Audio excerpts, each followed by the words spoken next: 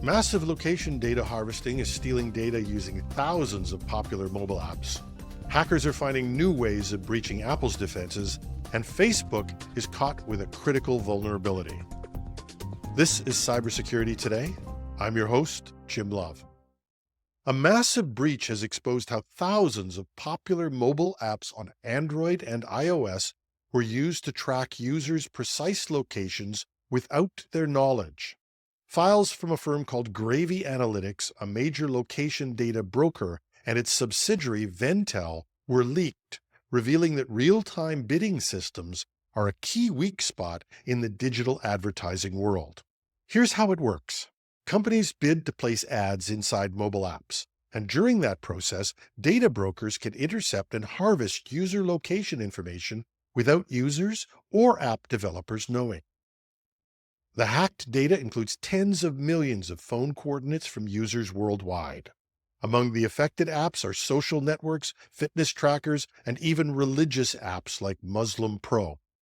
Privacy experts warn that the data collected includes sensitive locations such as health clinics and places of worship. Gravy Analytics has reportedly sold this data to U.S. government agencies, including the FBI, ICE, and the IRS.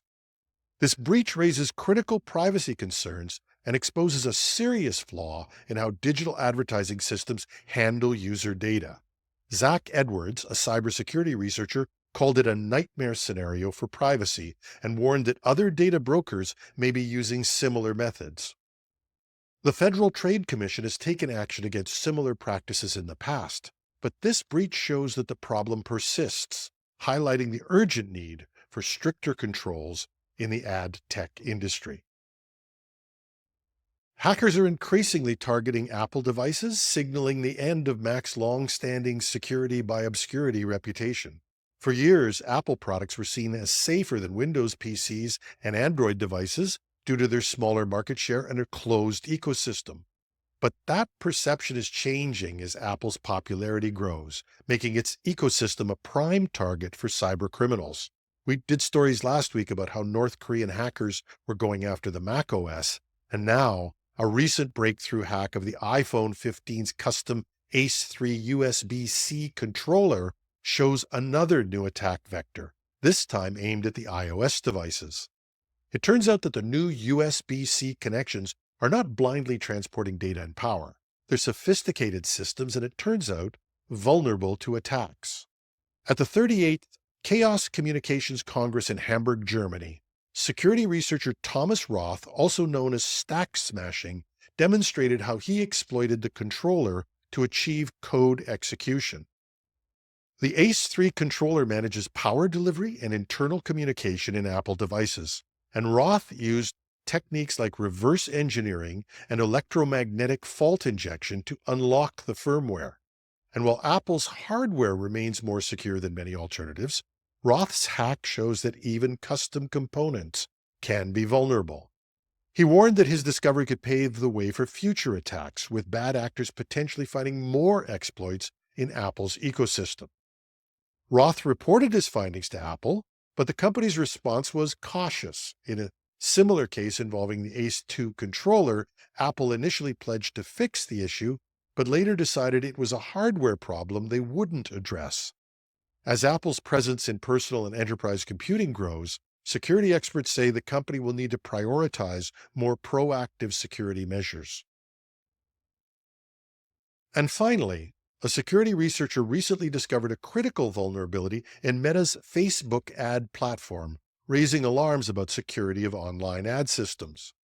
Ben Sagdahipur found that a server used for creating and delivering Facebook ads was vulnerable to a previously patched Chrome browser flaw. Here's what happened. Facebook's infrastructure still relied on a headless version of Chrome that hadn't been updated. By exploiting this flaw, Sagdahipur was able to run commands on an internal server, effectively giving him control of it. The flaw, known as remote code execution, could have been used to access sensitive data or other servers within Facebook's network. After reporting the issue to Meta in October 2024, the company fixed it within an hour and awarded him a $100,000 bug bounty. Sagdahipur said the vulnerability highlights a broader risk, however, in online ad platforms, which process vast amounts of user data through server-side operations. He warned that other companies might be at risk if they're using similar technologies without proper patching. He said, there's so much that happens in the background of making these ads, whether video, text, or images, and these processes open the door to vulnerabilities. The takeaway? Ad tech companies need to ensure their systems are up to date to prevent cyber criminals from exploiting server-side flaws. And that's our show for today. You can reach me with tips, comments, and even some constructive criticism at editorial@technewsday.ca. I'm your host, Jim Love. Thanks for listening.